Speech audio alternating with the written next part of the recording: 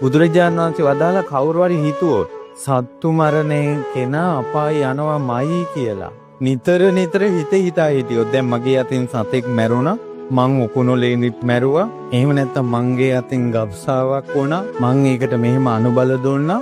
කිකිය හිතා ඉන්නවා මේකෙන් නැගී හිටින්නේ නෑ මෙයා. ඒකම හිතා හිටියොත් බුදුරජාණන් වහන්සේ වදාලා සත්තු මරණ කෙනා අපාය යනවාමයි කියලා කියන එක මිත්‍යා දෘෂ්ටිය. සම්මා දිට්ඨියක් නෙවෙයි.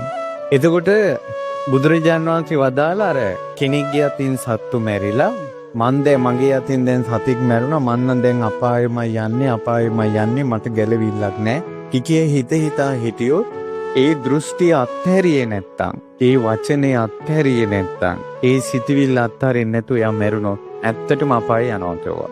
එයා අපාය යන්නේ ප්‍රාණඝාතයේ අකුසලයේද මිත්‍යා දෘෂ්ටිය නිසාද?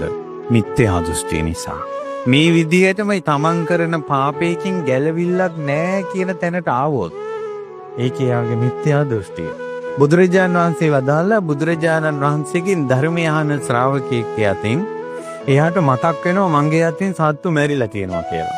ඒතකොට මෙයා කල්පනා කරනවා මං සත්තු මැරුවා කියලා කල්පනා කළා කියලා ඒ මරපු සතාට පණ එන්නේ නැහැ.